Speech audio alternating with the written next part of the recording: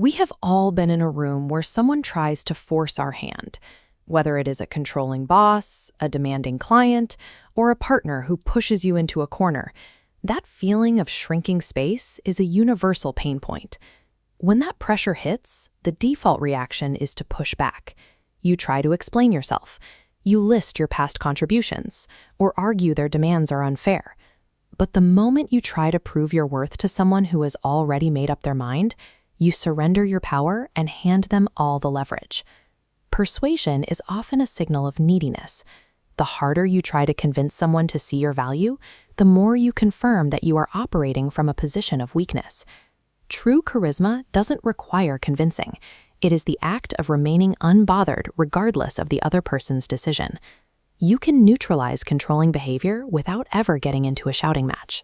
We are going to build a specific 4-step conversational framework that allows you to assert your boundaries while keeping the temperature of the room ice cold. Before we go through it, bring a specific recent conflict to mind. Keep that person's demands in your head, and use this next section as a real-time worksheet. Step 1 is simple, but physically difficult to execute: a deliberate physical pause. When you are verbally attacked or pressured, you stop moving and you hold silence. This brief window of time allows a necessary psychological shift.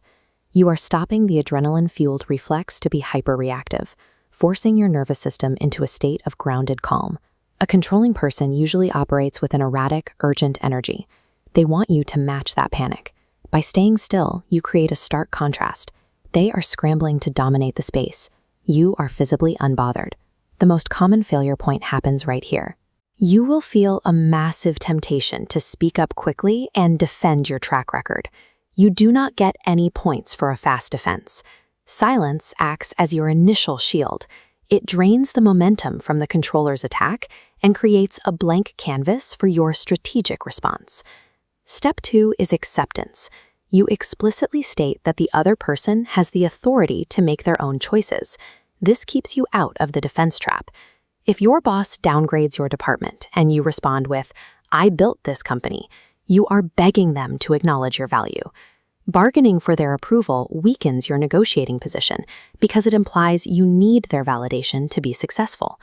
Instead, use a neutral phrase to acknowledge their reality. Look at them and say, "I hear you," or "I respect that decision." Do not attach a veiled threat to this step. Phrases like, "You are going to regret this," attempt to manipulate their future feelings, which only pulls you back into the conflict you were trying to exit. Validating their authority is a tactical maneuver. By refusing to resist their premise, you leave them with nothing to push against. The argument stalls because you refuse to participate in it. Now you move to step 3, the pivot. Here, you establish a firm, unattached boundary regarding what you will do next. The critical distinction here is ownership. You have already accepted the choices they control. Now you must clearly dictate the response that you control. Use this exact template structure. If that is the case, I am going to, and then fill in the blank. For example, if that is the direction of the agency, I am going to respectfully step away. Stating your boundary calmly proves that their demands do not terrify you. You strip away their leverage by showing them they do not own your actions. Finally, step 4 is the invitation. You craft a low-pressure, open-ended path forward that works for you. This is the practice of living invitationally. You offer a solution or a set of terms, but you place zero demands on the other party to agree to them. If an employer denies your request as an outside contractor to ensure a smooth handoff, if that works for you. An ultimatum corners people and triggers an immediate defensive reflex. An invitation, however, removes the pressure of the struggle, making it easier for the other person to choose collaboration without feeling like they have lost the battle. By ending on an invitation, you force the controlling person to make the next move. You take all the psychological pressure of the interaction off your shoulders and place it squarely back onto theirs. Let's look at the completed tool in motion. You pause. You say, "I respect your decision." You follow with, "If that's the case, I am going to," and finish with, "I would love to find a solution that works for both of us. Let me know if you want to discuss." Contrast the quiet efficiency of that script with the needy, frantic reactions we started with. There is no yelling.